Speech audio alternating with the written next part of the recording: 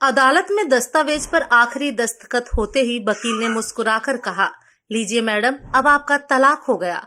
Court ने आपको 30 लाख रुपए मुआवजे में दिलवा भी दिए और हर महीने 20,000 रुपए खर्च के तौर पर भी मिलते रहेंगे। अब तो खुश है ना?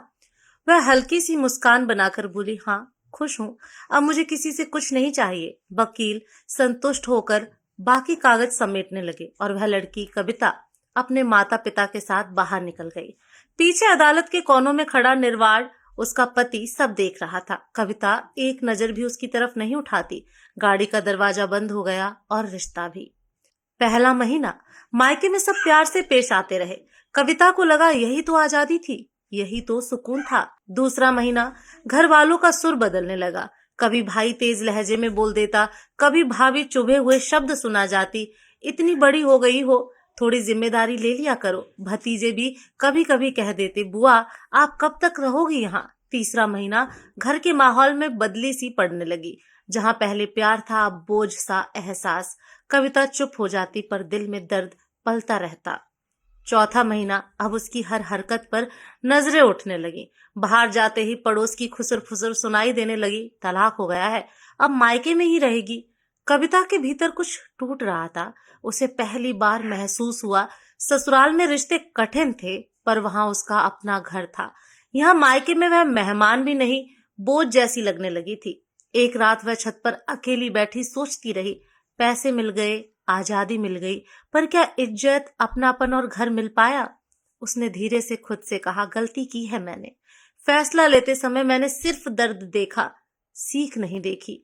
उसे समझ आ गया, एक लड़की जब टूटे रिश्ते के बाद मायके लौटती है तो उसे सबसे ज्यादा सहारे की जरूरत होती है, लेकिन समाज उसे सबसे पहले जज करता है।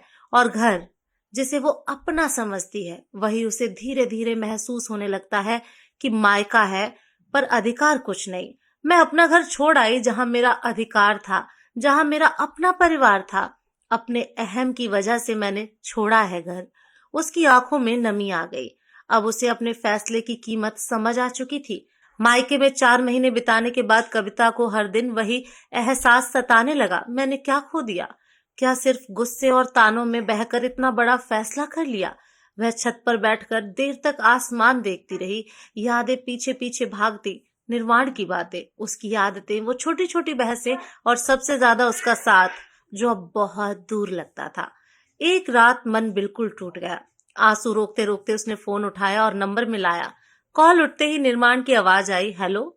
कविता ने धीमी कांपती आवाज में कहा, निर्वाण, क्या हम क्या हम अपने रिश्ते को एक मौका दे सकते हैं? मुझे तुम्हारी बहुत याद आती है, मैं तुम्हारे साथ रहना चाहती हूँ। कुछ पल दोनों तरफ खामोशी रही, फिर निर्माण ने गहरी सांस लेकर कहा, मैं भी तुम्हारे बिना नहीं रह पा रहा। फैसले में दोनों की गलती थी, पर सुधारने के लिए दोनों को साथ चलना होगा।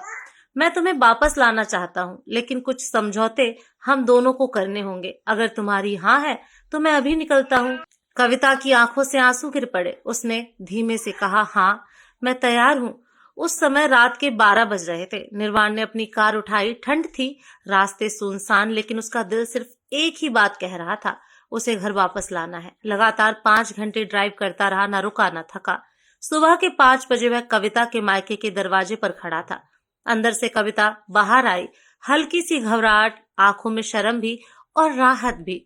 माँ बाप ने दरवाजा खोला। निर्वाण ने सम्मान से सिर झुकाकर प्रणाम किया। कविता ने अपना छोटा सा बैग उठाया और बिना शब्दों के दोनों समझ गए कि यह फैसला दिल से आया है। कुछ देर बाद कार चल पड़ी और कविता अपने घर, अपने वास्तविक घर की ओर लौट रही थी। दोस्तों, रिश्ते टूटते नहीं, बस कभी कभी दोनों के बीच बना धुआं साफ करने की जरूरत होती है। सही समय पर झुका हुआ कदम पूरी जिंदगी बचा सकता है। आपको ये कहानी कैसी लगी कमेंट करके जरूर बताएं। पेज को फॉलो जरूर करें। धन्यवाद।